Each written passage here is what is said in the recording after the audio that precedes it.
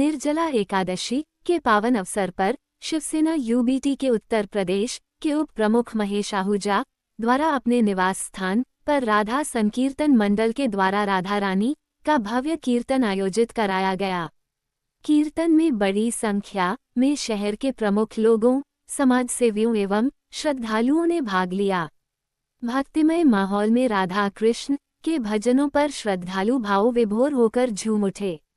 इस अवसर पर महेश आहूजा ने कहा, बाबूजी इतना अच्छा आयोजन आपने किया इस निर्जला एकादशी पे, क्या कुछ कहेंगे आप?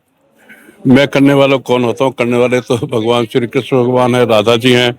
हमारे श्री अखिल भारतीय राधा माधव संकीर्तन के द्वारा ये भजन लगातार होते रहते हैं। और अभी जो अधिक मास था, है ना, पुरुषोत्तम मास जिसको कहते हैं, उस पर प्रतिदिन ये कीर्तन हुआ है। और दीपावली टाइम पे, होली टाइम पे भी प्रतिदिन कीर्तन होता है। और जो एकादशी का जो व्रत है, हमारे ज्यादातर लोग परिकर के लोग रखते हैं, और उसमें एक साल पहले ही सब रिजर्व हो जाती है। जितनी काशी है सब रिजर्व हो जाती है। पहले वो कहते हैं मेरे यहाँ होना, मेरे यहाँ होना। निर्जला एकादशी के लिए बोला था, लेकिन वो भूल गया था क्योंकि वो शंकराचार्य जी के साथ गया हुआ था गौ माता की रक्षा के लिए, मुझे ध्यान नहीं था। और मेरी देवती जो मेरी बेटी की बेटी हैं, वो आपसे सीख रही है, सलील श्रीवास्तव जी से, जो हमारे मुख्य भजन आप सुनाते हैं, प्रभु नाम का संकीर्तन करते हैं। तो मेरी जो देवती सीख रही है, तो परसों 3 दिन पहले ही वो बच्ची मेरी कह रही थी कि हम जाएंगे अपने घर पापा के पास। इस जगह क्यों जा रहे हो भैया आप? आपके यहाँ तो वो एकादशी का संकीर्तन है। तब मुझे पता लगा कोई बात नहीं, प्रभु की कृपा से सब बहुत अच्छा हो गया और ईश्वर की कृपा रही। अच्छा बाबूजी, आप जब भी कोई भी कार्यक्रम करते हैं तो उसमें हिंदू समाज को एक संदेश होता है, हिंदू धर्म की रक्षा के लिए एक बात होती है, तो क्या कुछ कहेंगे? ये संकीर्तन भी जो है ना, ये सनातन धर्म के लिए है और सनातन धर्म के लिए संदेश है। हम अपने भगवान श्री कृष्ण भगवान जी को, मर्यादा पुरुषोत्तम भगवान श्री राम जी को, है ना, और योगीराज श्री कृष्ण भगवान जी को, शंकर भगवान जी को, सबको पूछते हैं, उनका गुणगान करते हैं, भजन करते हैं, और जो उनके आदर्श हैं उसको अपने जीवन में उतारते हैं, और जीवन में उतारना चाहिए। मैं तो ये कहता हूँ, आज सब लोग नृत्य कर रहे थे, बहुत से लोग कहते हैं कि नृत्य क्यों करते हैं। मेरा कहना ये, नृत्य से शरीर भी ठीक रहता है। भगवान श्री कृष्ण ने भी नृत्य किया और शंकर भगवान जी ने भी दुष्टों का संहार किया, नृत्य करके संहार किया। वैसे नहीं, नृत्य करके आपकी एक्सरसाइज होती है, शरीर ठीक रहता है, मन प्रसन्न रहता है।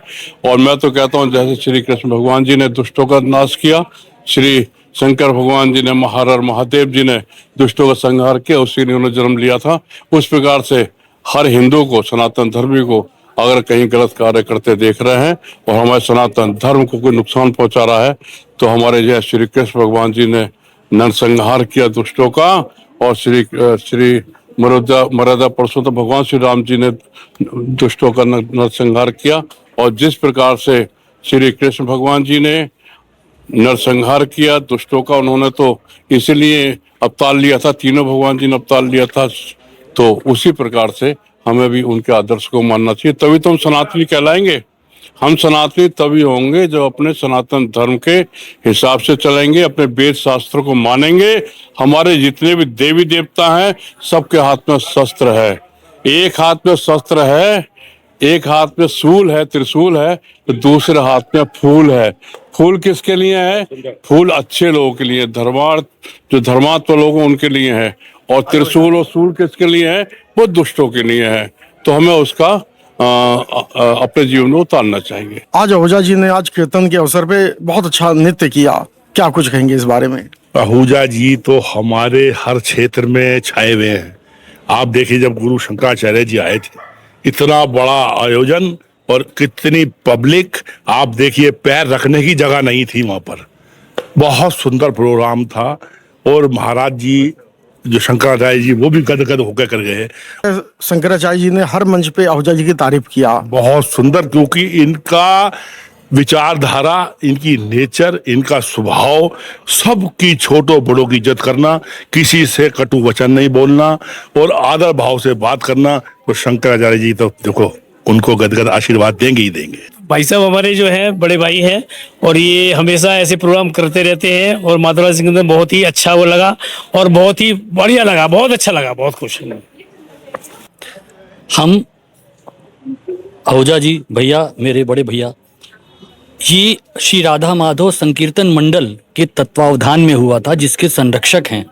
और हर एकादशी पर कोई एक एकादशी नहीं, साल भर की जितनी एकादशी है, हर एकादशी पे हम लोग जगह जगह जा जा करके राधा नाम संकीर्तन करते हैं और निःशुल्क संकीर्तन करते हैं, बिना पैसे के। इस संकीर्तन का सिर्फ और सिर्फ उद्देश्य यही है कि हम सनातन धर्म को पुनर्जीवित कर सकें या उसके धरोहर को हम लोग बहुत अच्छे से बना के रख सकें। इस संकीर्तन का भी उद्देश्य होता है कि जितने भी लोग हैं सभी को पता लगे कि सनातन धर्म को बचाना कितना आज के समय में जरूरी है, जिसके लिए भाई साहब भी इतनी वर्षों से लगे हुए हैं। गौ रक्षा आंदोलन हो चाहे किसी भी चीज में भाई साहब लगे रहते हैं। और इसी श्रृंखला में भाई साहब ने ये आज आयोजन किया, जिसमें हमने भजन गाए पूरे। अच्छा, आज यहाँ उपवास के बहुत अच्छे व्यंजन बनाए गए थे, इस बारे में क्या कहेंगे आप? देखिए, निर्जला एकादशी है, हम सभी 80% लोग आज के दिन उपवास रखते हैं।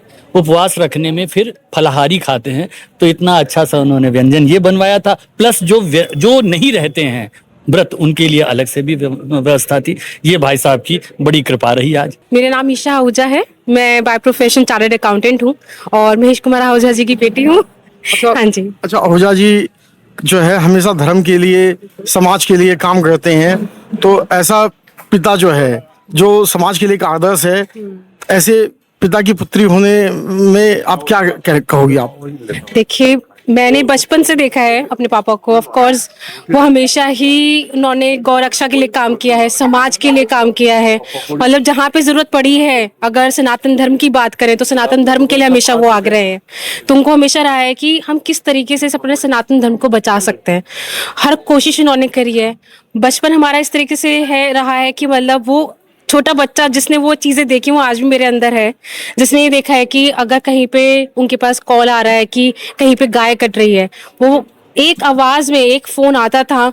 मैं उस टाइम की बात कर रही हूँ जब मोबाइल भी नहीं होते थे और सिर्फ लैंडलाइन पे कॉल आते थे कि इस तरीके से कहीं पे गाय कट रही है। तो हमेशा सबके लिए अवेलेबल रहे हैं, कहीं से भी कॉल आया हो, किसी से ये भी नहीं पूछते थे कि मतलब आप कौन है क्या है, बस ये जानना कि कहाँ ये घटना घट रही है, वो जानना बहुत जरूरी है। उसके बाद साथ के साथ उन्होंने सनातन धर्म पे भी बहुत काम किया है। जैसे कि आज का आपने प्रोग्राम देखा ही था, वो पूरा राधा माधव संकीर्तन के द्वारा किया गया और उसमें सबने ही राधा नाम का नाम लिया और जिसमें हमने जाना कि एक राधा नाम ही जो है वो हमें पार लगा सकता है।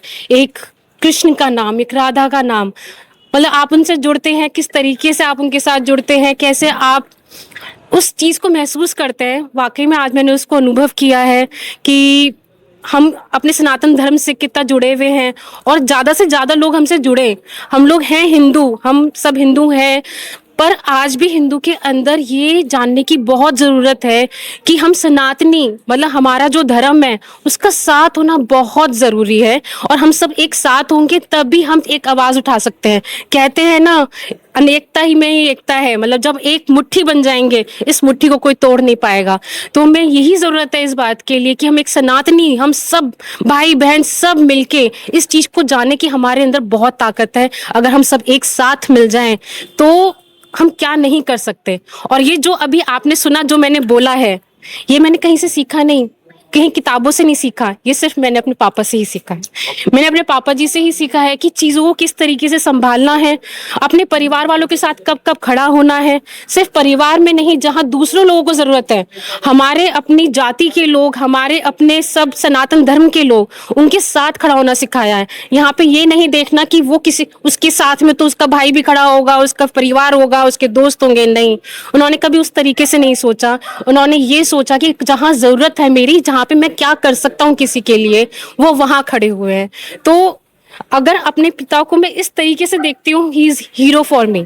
तो आप जब देखते हैं कि एक, अगर मैं अभी सिर्फ एक पापा की बात नहीं कर रही, आप सिर्फ एक इंसान के रूप में उसको देखें कि मतलब वो इंसान क्या कर रहा है सुबह शाम, वो सिर्फ एक, उसका एक लक्ष्य है कि मैं एक अच्छा किसी को जीवन कैसे दे सकता हूँ और उस जीवन को किसी को अच्छा देके मैं कैसे अच्छा महसूस कर सकता हूँ, वो एक अंदर से चीज आना ना, ये बहुत जरूरी है। ये कोई ऐसा नहीं हो सकता कि ये कोई आपके अंदर डालेगा, ये अंदर से ही भाव होते हैं जो इनके अंदर हैं, और वो सब में खुशियां, अपने भाव, अपने जो उनकी समझ है चीजों को लोगों को बताना कि चीजों को हम कैसे कर सकते हैं, कैसे जुड़ सकते हैं एक दूसरे के साथ, कैसे साथ लड़ सकते हैं हम लोग, हम कैसे एक धर्म के लिए कैसे कैसे काम कर सकते हैं, वो सबको सिखाते हैं। और वही हमने संतान होके उनके हमने सीखा है।